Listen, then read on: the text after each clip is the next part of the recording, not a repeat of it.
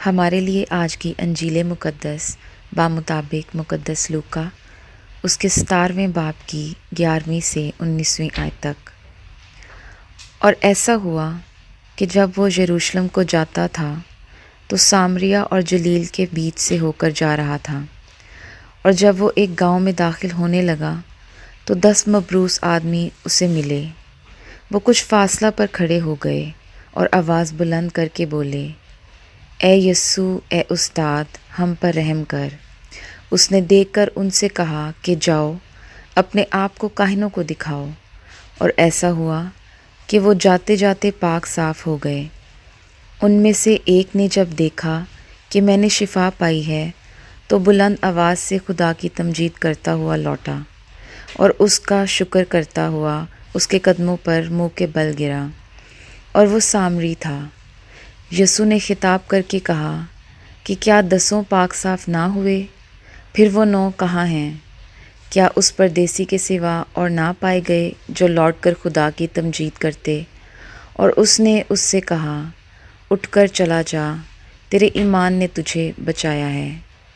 انجیل مقدس کا پڑھا اور سنا جانا ہم سب کے لیے باعث برکت ہو۔ خدا کا شکر ہو۔ آج لتوریائے سال کے 32ویں ہفتے کا بدھ ہے، 15 نومبر۔ آج کی پہلی تلاوت میں حکمت کی کتاب میں خدا بادشاہوں اور شہزادوں، ان کو جنہیں بڑی پوزیشنز ملی ہیں، ان سے بات کرتا ہے کہ چونکہ تم بادشاہ ہو، شہزادے ہو، اس لیے تم پر یہ فرض بنتا ہے کہ تم انصاف کرو، اور جتنی تمہیں ذمہ داری دی گئی ہے اسی کے مطابق تم سے حساب لیا جائے گا۔ آج کی انجیل مقدس میں خداوند یسوع مسیح جب سماریہ اور گلیلی کی طرف جا رہے ہیں تو راستے میں 10 کوڑی آتے ہیں، اور یہ 10 کوڑی جو ہے یہ چلاتے ہیں کہ ہم پر رحم کر، اور خداوند یسوع مسیح انہیں کہتے ہیں کہ جاؤ اور جا کر اپنے کاہنوں کو دکھاؤ۔ وہ پاک صاف ہو جاتے ہیں، اور ان میں سے ایک ہی ہے، وہ بھی وہ جو سامری ہے، وہ واپس پلٹتا ہے، اور باقی 9 کے 9 وہ کہاں چلے گئے پتہ نہیں، لیکن ایک آتا ہے اور آ کر وہ خداوند کے سامنے سرنگوں ہوتا ہے، گھٹنے ٹیکتا ہے اور شکر گزاری کرتا ہے۔ تو خداوند یسوع مسیح کہتے ہیں کہ باقی کے 9 کے 9 کہاں گئے؟ تو میرے عزیز بھائی اور بہنوں، آج کی ان دونوں تلاوتوں سے ہمیں کیا درس ملتا ہے؟ آج کی پہلی تلاوت میں یاد رکھیں کہ خدا جس کو جتنا بڑا عہدہ اور جتنی بڑی پوزیشن دیتا ہے اس کی ذمہ داری بھی اتنی ہی بڑی ہوتی ہے، اور اس ذمہ داری جتنی بڑی ہوگی اس کا اتنا ہی حساب لیا جائے گا۔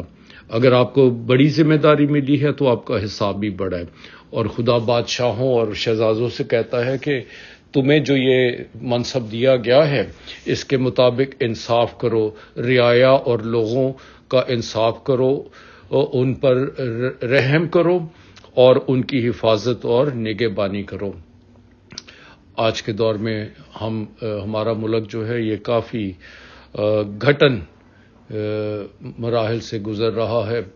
انصاف تو عدالتوں میں بھی نظر نہیں آ رہا، اور ہر طرف افراد تفریح ہے، مہنگائی ہے، بے گناہ جو جیل میں ہیں اور مجرم جو ہیں ان کے لیے تخت و تاج سجائے جا رہے ہیں۔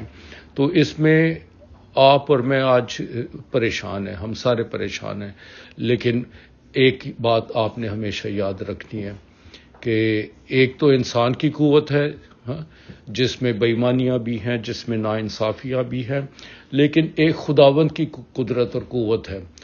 خداوند خدا کی قدرت اور قوت ہے، اور وہ جو قدرت اور قوت ہے وہ سچائی کو کبھی جھکنے نہیں دیتی، بلکہ وہ انصاف کرتی ہے، کیونکہ انسان جو ہے وہ بے انصافیاں کر سکتا ہے، وہ اپنے ایمان سے پھر سکتا ہے، وہ لالچ میں آ سکتا ہے، وہ بدی اور برائی کی راہ پر جھک سکتا ہے، لیکن خدا جو ہے وہ ہر چیز کا انصاف کرے گا، چاہے بڑے ہیں، چاہے جج ہیں، چاہے جرنیل ہیں، چاہے کوئی بھی ہے، ہر کسی کا حساب کیا جائے گا، اور جس کو جتنا بڑا عہدہ ملا ہے اس سے اتنی ہی بڑی اس کے لیے ججمنٹ بھی ویسی ہوگی اور اس کی سزا بھی ویسی ہی ہوگی اگر وہ سچائی کی راہ پر نہیں چلتا اور خدا کی راہ پر نہیں چلتا، اپنے ایمان کے مطابق زندگی بسر نہیں کرتا۔ اس لیے اتنے زیادہ گھبرانے پریشان ہونے کی ضرورت نہیں ہے، کیونکہ وہ باری تعالیٰ جو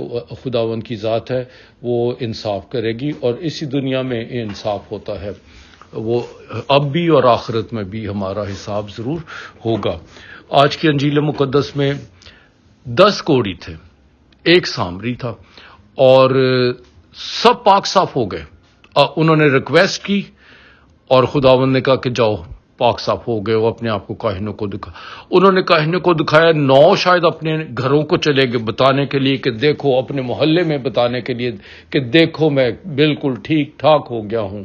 اور ان میں سے ایک جو سامری تھا، سامری وہ جنہیں نیچ ذات سمجھا جاتا ہے، وہ نیچ نہیں تھا، وہ بلکہ وہ اعلیٰ درجہ تھا۔ کیوں؟ کیونکہ وہ خداوند کی طرف پلٹا اور اس نے آ کر شکر گزاری کی۔ تو میرے عزیز بھائی اور بہنوں، خدا کا چناؤ ہے، خدا نے آپ کو چن لیا ہے۔ اس دنیا میں بہت اربوں لوگ ہیں، لیکن خدا نے آپ کو چن لیا ہے اور بپتسمہ کے ذریعے سے ہمیں ہمیشہ کی زندگی دی ہے۔ اور یہ جو ہمیشہ کی زندگی ہمیں دی ہے، اس کا مطلب ہے ہم کبھی بھی ختم ہونے والے نہیں ہیں، مرنے والے نہیں ہیں، بلکہ ہم خدا کو دیکھیں گے، خدا کے حضور میں رہیں گے، ہمیشہ کی زندگی میں، اٹرنل لائف، ٹھیک ہے؟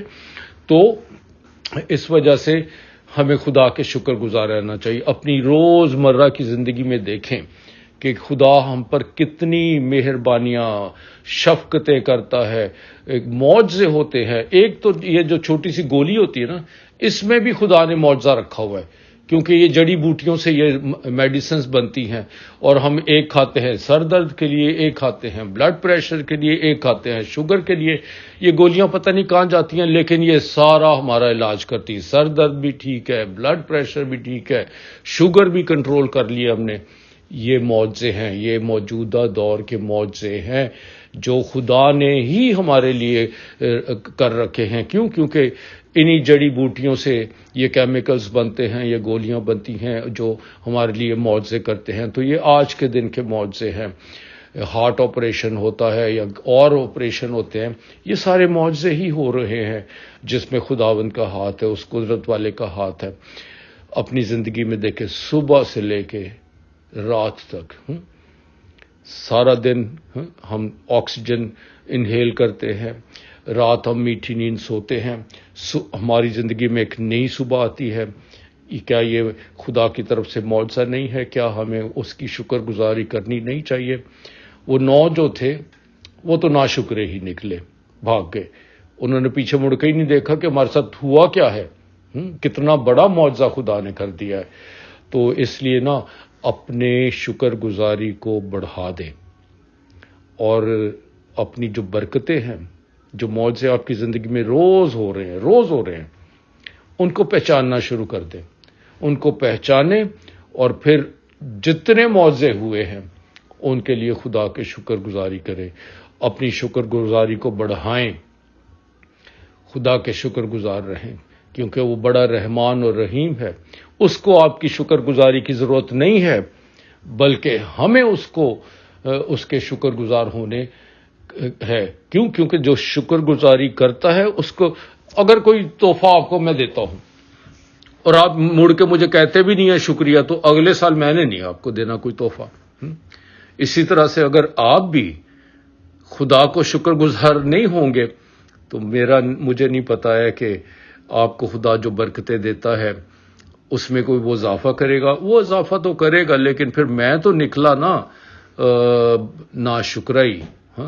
تو اس لیے شکر گزار ہے۔ 2 طرح کے لوگ ہیں، ایک ہے وہ جو ہر وقت شکایتیں کرتے رہتے، تھوڑی سی دھوپ زیادہ ہو تو کہتے گرمی ہے، اگر دھوپ نہ ہو تو کہتے اوئے ہوئے آج تو بڑے دن خراب ہے گئے۔